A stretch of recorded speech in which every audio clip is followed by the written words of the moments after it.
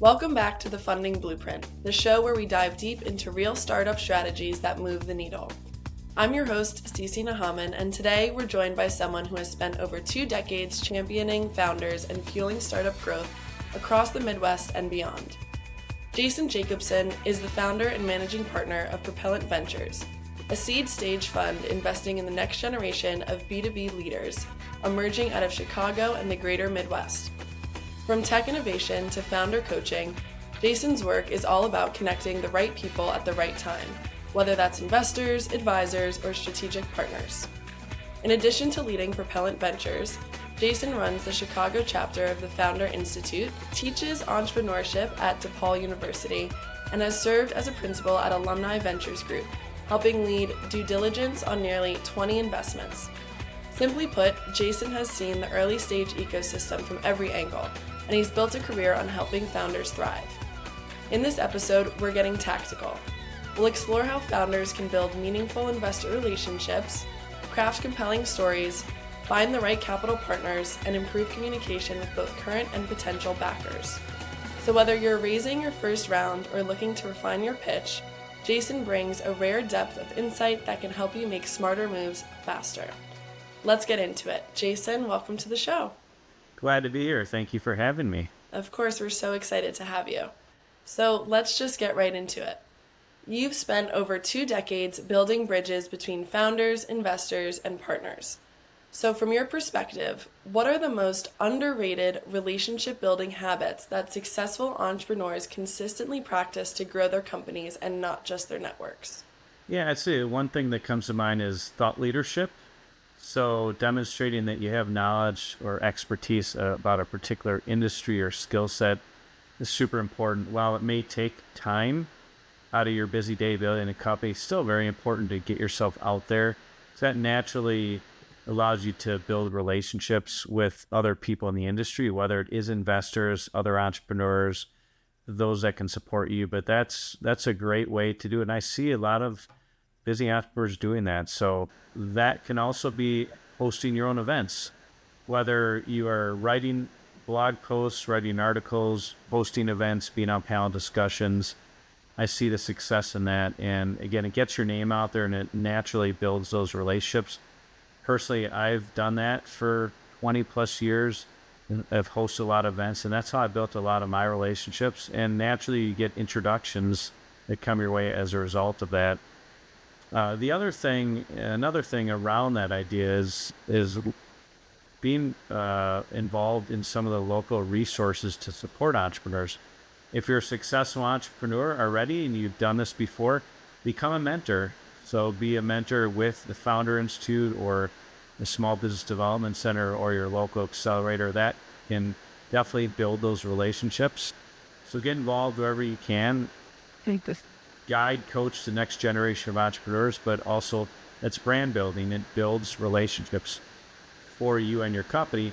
And then the last thing I'll mention, and entrepreneurs do know this, but not all of them take advantage of it, because when I suggest this, they never think of it, or at least some don't think about it, but just leverage the service providers that you're already working with, bankers, attorneys, accountants.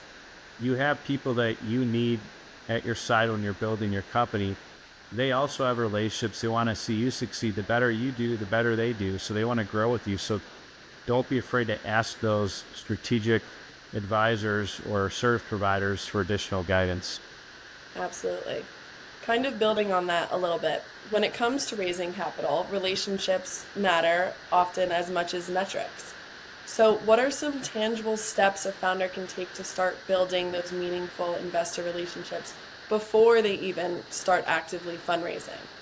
Well, I'll go back to one thing I said, but I've got other points as well. Yeah. But host events, host thought leadership events, invite people, usually, depending on whether it's a public event or not, if it's a curated event, find people to invite. But again, thought leadership is important.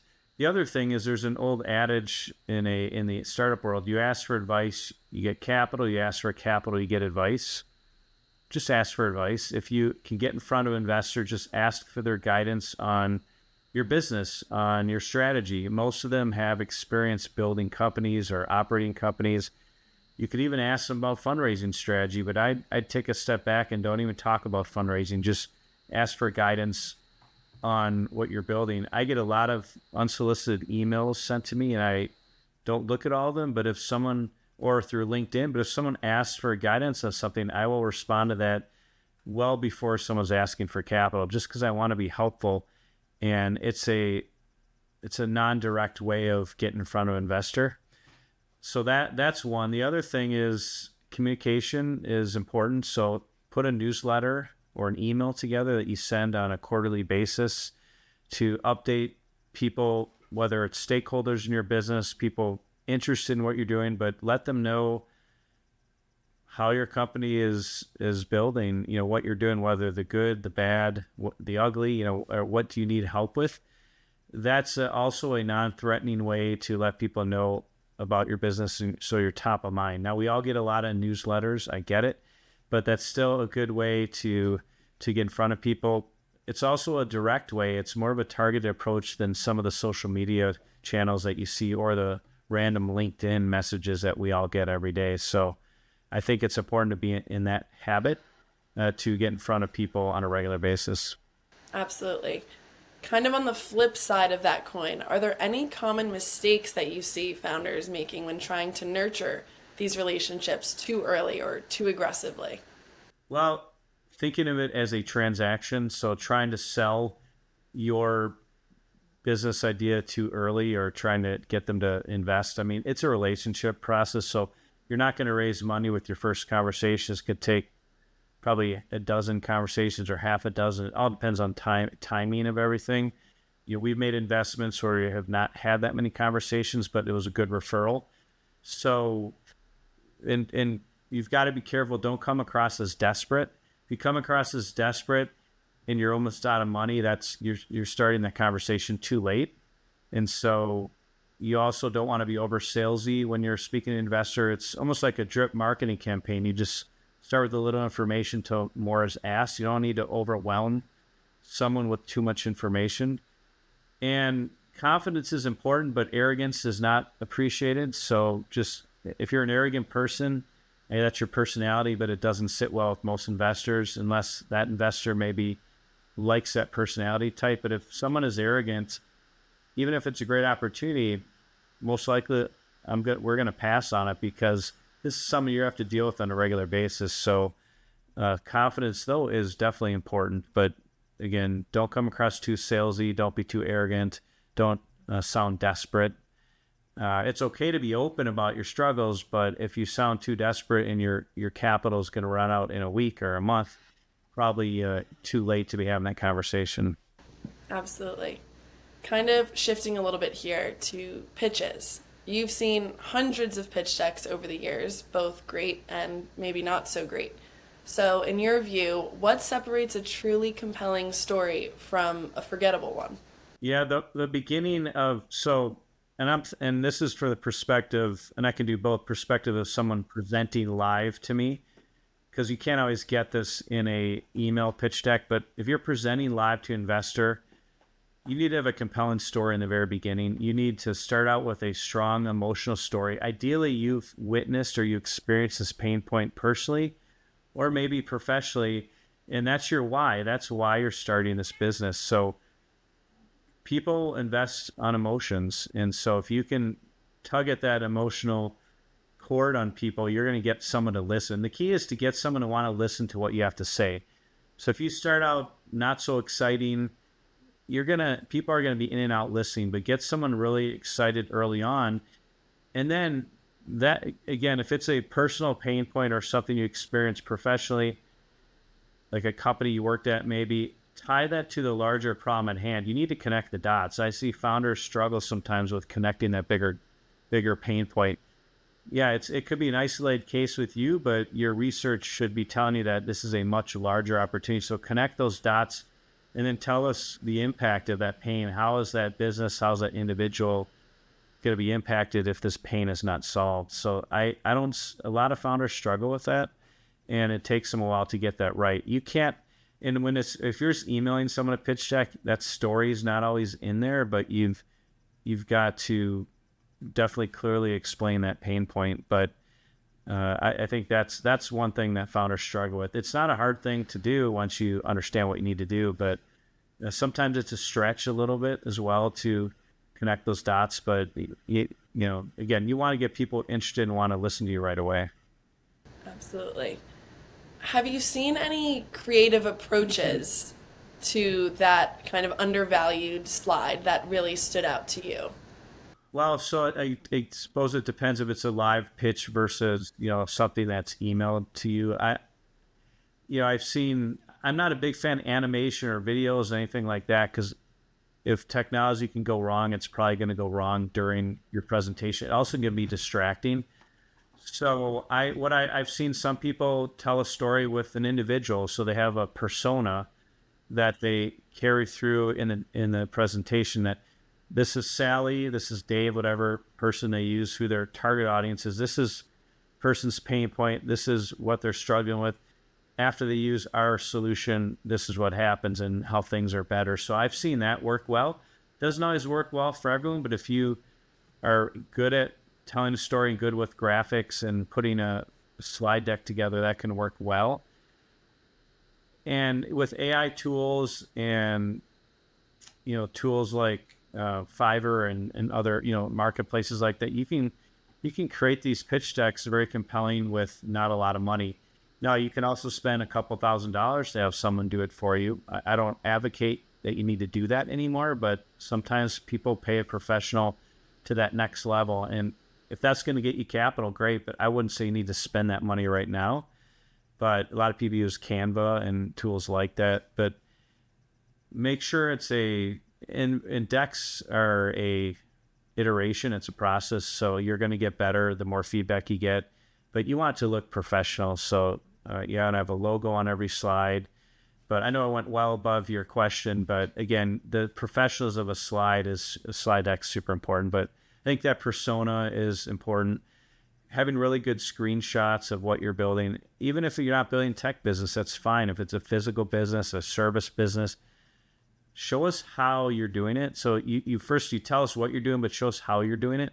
Even if you don't have anything built yet, you've got to have mock-ups. So you can, again, use Canva or other tools to have mock-ups that will show a compelling way of how you support your client. Definitely. Shifting a little bit again here, many early stage founders struggle with identifying and accessing the right investors. So what are some strategies or tools that you recommend to help founders find investors who are actually aligned with their sector, their stage, or their values, especially outside of those coastal ecosystems? Well, with anything, and especially with finding investors, you have to get introductions. This is a relationship-driven process. Yeah. Regardless, even if you find people through methods that I'll mention in a moment, you still want to get an intro whenever possible. Now, you can still get in front of investors without intros. It's a lot easier these days, but it's always a good way to get started if you can get intros. So you first have to do the research, though. So you can use AI tools to help research the web, and it should give you some good starting point. There are investor databases out there that you can pay for them through services, and they say they connect to investors. Maybe that works, maybe it doesn't, but they have done some of the research. You still need to go above and beyond and validate stuff. So VCs in particular, they all have websites. The information's out there. Angels, not so much. If you find some angels, look on LinkedIn, maybe angel list, to see if there are information about what they invest in. A lot of times angels are very opportunistic. They look at a lot of different things, but you have to do the research. So find who those investors are. And not everyone needs to raise from VCs. Most founders do not raise from VCs. So angels are a good starting point after friends and family. But research where you can, they get introductions. You can also, and those introductions can either be email or LinkedIn. Look to see on LinkedIn who you know is connected. I get a lot of people reaching out to me on LinkedIn that's looking for capital. Sometimes I respond. Most of the time I don't, just because it's not a focus. It's not aligned. So research, if you are going to contact investors blindly, whether it's email or LinkedIn or however you decide to do it, make sure that you're researching their thesis, their stages, maybe they have a geographic focus, their industry focus. Make sure that you fit with that. I get a lot of unsolicited emails. People can find your emails through email generators. Most of those emails are not matching to our thesis, so I delete them. I don't respond. And 9 out of 10 times, they're probably randomly generated and they didn't even know it was sent to me. So you got to customize your emails. I don't like mass email to campaigns to investors at the same time. I know you can personalize some of those. You can personalize them a little bit more with AI tools, but it's still very obvious to me when it's a mass email. I would prefer one-on-one, just do one at a time, really think through it. But get intros either way. But you've got to do your research. You got to do your homework. It shows that you're taking it serious that way. Absolutely. Let's talk about now post-investment communication. Once that capital is raised, how should founders be thinking about investor updates and relationship management? What are some practices that help turn investors into advocates? Yeah, communication is extremely important because if you're a VC, you have investors you have to communicate to as well. So there's another level of communication. Entrepreneurs may not realize that, but we also have to report to our investors. So quarterly updates is good. Some do monthly, but have a regular cadence, because generally I try to communicate with our investors on a quarterly basis, but it doesn't always happen as quick as I'd like because I'm waiting for our portfolio to give us updates. So it really depends, but I would get in a regular cadence quarterly, and you can do it as simple as an email. You can use a tool like PaperStreet. You can use email newsletter providers like MailChimp, whatever you're comfortable with. The key is that you're communicating information on a regular basis. So it's a variety of information. So some founders do good, bad, good, what's happening well, what's not going so well, what are we looking for, what are asks. You can do it simple like that. And those are really good for those regular communication emails with stakeholders that we talked about earlier. But after you have investment, you're just saying to investors, you want to provide more detail. So provide updates on any KPIs that you've been tracking. So whether it's revenue, it's annual recurring revenue, monthly recurring revenue, it's customer attrition, whatever it may be, partner acquisition, number of customers total. Think about the metrics you want to track and then share that. If you're fundraising, share your fundraising efforts. You can share your financial forecast, your updated forecast, but more detail, better. But it depends. If you're doing once a quarter, you should have it more detailed. If it's every month, it doesn't have to be as detailed. But investors want to know that their companies that they invest in are increasing in value, right? It's all about the return at some point. But then if you're asking for capital or you need help raising capital or some other ask, you're looking for introductions to potential customers, put that in there as well. Be open about it. Your investors are your advocates. They want you to do well. And part of a good investor is helping you more than just raising capital or investing. Even if they're not a lead investor, they still want to help you because it helps everyone. So be open about what your needs are. Absolutely. Changing it up a little bit here, you've led the Chicago chapter of Founder Institute, which gives you a front row seat to early stage founder journeys. So I'd love to hear, what are some lessons you've learned in this position, or what do you think some first-time founders are misunderstanding about that fundraising process? Absolutely. Well, it's very difficult to fundraise. It takes a lot longer than you think, typically twice as long to raise capital. Start well before you need it. So maybe you need it in 6 months. Start 12 months before. Especially in this market, it's so up and down. Fundraising is difficult, and it's difficult on both ends. Whether you're raising for a fund or a company, it's tough. You need to start longer, take longer. Also, it takes 2 to 3 times more capital than you think you need. So, ask for more. You need to have the use of funds, but ask for more. And that's just. Those are things that really sometimes founders don't realize because it's the first time they've been doing that. And I mentioned earlier about the desperation. If you're asking for capital when you have a month left, 2 months left, you're too late, and people can see that. So But going back to like the earlier, we work with founders that are idea stage, maybe a little bit further pre-seed, and most of them have day jobs. So they're starting part-time. And once they get to a certain point, we encourage them to quit their day job so they can focus on this. Investors want to see someone full-time on the business. It doesn't have to be, if you have co-founders, it doesn't have to be both of you, but one person should be full-time. If you're raising from angels and eventually VCs, friends and family, maybe not so much, but that's super important. And it's something that really is sometimes misunderstood by founders. They don't understand that. But we know as investors or even people in Accelerate, that manage accelerators, we know that you're not necessarily full-time right away. Some accelerators require that, but we're also very early that we help with founders with their pitches. So that's something I spend a lot of time on.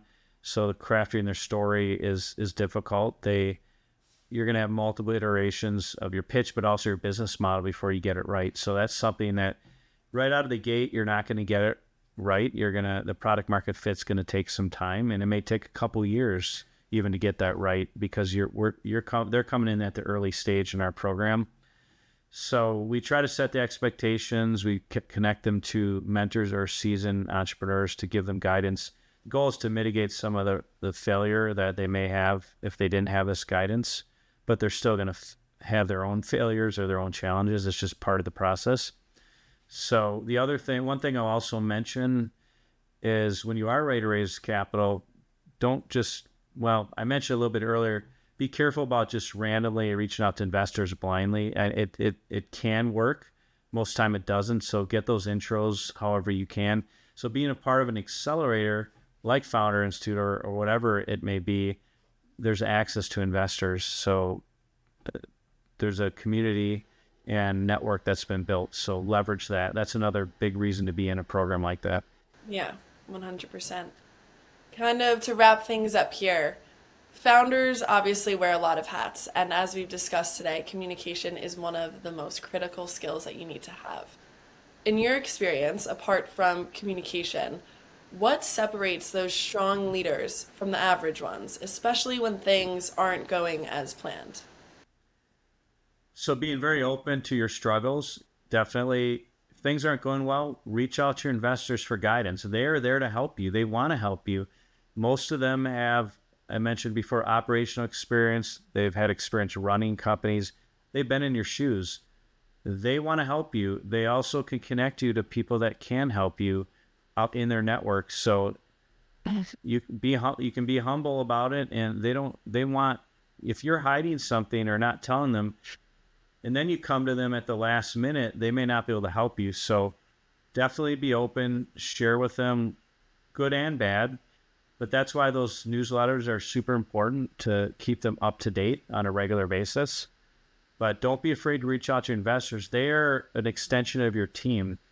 They are there to help you and want to see you succeed. There are plenty of businesses that have different levels of leadership. Most companies change their leadership over time as they grow. If the investor thinks that you're not the right person running the company, especially if it's a lead investor, they're going to find someone else to run the company, but they can never take the title founder away from you. So just know that you will probably not be the one leading the company if you have an exit to the very end. So it's a common trajectory or process in a company, but just be open. Don't be afraid to talk to your investors. Definitely. Well, unfortunately, that wraps up today's conversation with Jason Jacobson, and what an incredibly tactical one that was. We covered a lot of ground today, from how founders can build investor relationships before they even need capital, to the key elements that make a pitch deck memorable, to the often overlooked importance of consistent communication with current and potential investors. Jason also shared real-world strategies for finding aligned investors and gave us a front-row view into the mindset that help early-stage founders navigate the fundraising journey with more clarity and confidence. So a huge thank you to you, Jason, for joining us and sharing such grounded, actionable wisdom. If you're a founder raising capital or looking to sharpen your storytelling and investor strategy, definitely check out Jason's work at Propellant Ventures. They're doing amazing things to support B2B startups across the Midwest. And if you enjoyed today's episode, don't forget to subscribe to the Funding Blueprint, leave us a review, and share the show with another founder in your world who's building something bold. Thank you for listening. Thank you so much again, Jason, and I'll see you next time. Thank you. I enjoyed it.